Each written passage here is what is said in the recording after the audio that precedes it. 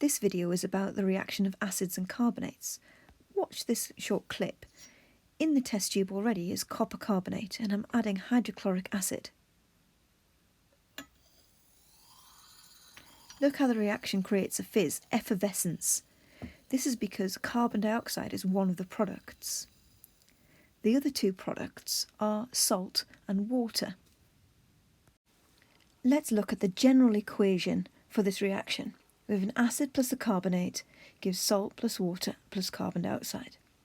But what exactly is a carbonate? A carbonate is any compound that has this carbonate ion in it. Magnesium carbonate, copper carbonate, calcium carbonate, sodium carbonate and zinc carbonate. So that ion that we're interested in is the carbonate ion, and again it's something you need to learn and know the charge of. So if we have a metal which is ionically bonded to a carbonate, then we have a carbonate. Let's look at an example of a reaction. In the same way as for a neutralization reaction, we still need to work out the name of the salt, and then water and carbon dioxide will be a product in every example. So let's do sulfuric acid. That would be aqueous, plus copper carbonate, and that will be a solid, as you saw in my previous video, and that's going to make a salt.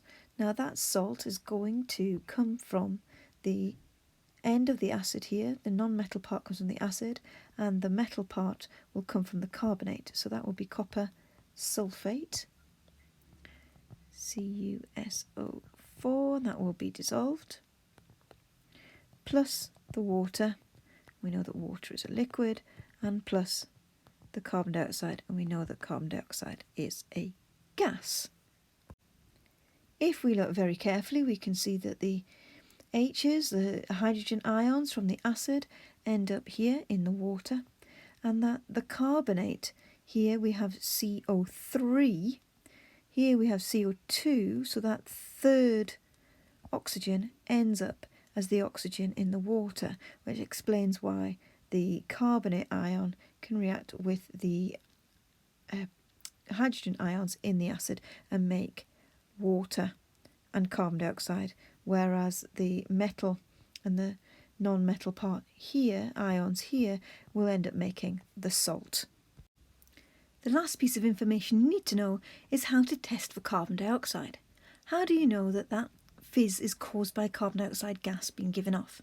Well, you'd set up an experiment that looks like that in the diagram. You can see the bubbles being given off, and that will collect and go through the delivery tube and into this test tube here. You can see that it's below the waterline. That test tube has got lime water within it. When the gas comes through the test tube, it causes bubbles to be there. The carbon dioxide will react with the lime water, and the lime water will turn cloudy. So, in summary, a carbonate is something with a metal, let's say magnesium, and a carbonate ion, which is CO3. The ion itself is CO3, 2-. When they react with acids,